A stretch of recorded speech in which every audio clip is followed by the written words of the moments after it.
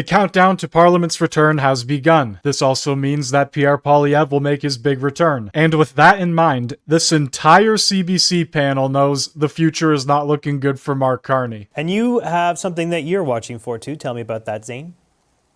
It extends on what I just said, which is how long can Carney and co engineer the Canada moment? Because that is where, to your point, JP, Carney has played, to Laura's point, where Carney has played and shown interest in. It's to keep that moment of Canada on the global stage alive. At some point, we're going to move on to having housing, affordability, all these things that Laura's mentioned as being 1, 2, 3, 4, 5 issues in Canada's place in the world and our relationship with the US either will be solved or we'll just be a frog in boiling water and we will stop caring and it'll just be the new normal. We normalize to so many things in our politics. We'll normalize to this. I hate to say it, but that's what will end up happening.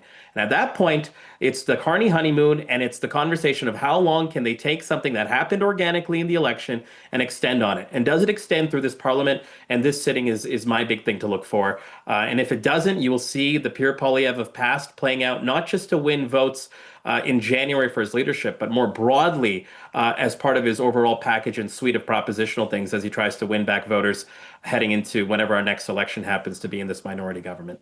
Yeah, and Laura, can he keep up the breakneck pace of all this change too, right? I mean, there was a fairly active parliamentary calendar before they rose for the summer, trying to get that major projects bill through.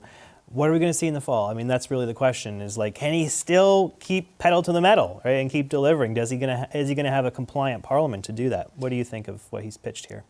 I mean, I think Zane has hit the nail on the head here, right? Like, the honeymoon is going to stop at some point, and to your point, they have to keep moving fast. They have to move really fast. One of the things that I think is going to be fun to watch between those two nexus points in the House is Prime Minister Carney has not really had the experience of the House of Commons yet, with Pierre Poilievre and Blanchet, two incredibly experienced opposition leaders and showmen in the House of Commons. And I think it's actually going to be quite interesting to watch, literally physically watch his face and his body language in the House of Commons and press conferences, because that is a totally new level of opposition that he is going to face. Yeah, Michael, I mean, that's the thing. I keep thinking about that. Like, to this point, Carney's only squared off against Andrew Scheer, and even he wasn't there every day, right? They gave other Conservative MPs a chance to take on Carney in question period.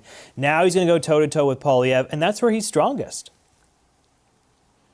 Yeah, absolutely. Look, and it won't even be the first time they faced off. Recall that then finance critic Poilievre faced off with Mark Carney at Finance Committee a handful of years ago, and it was a bloodbath. So that is Pierre's strength. And, you know, up until this point, the Prime Minister has been effectively oppositionless.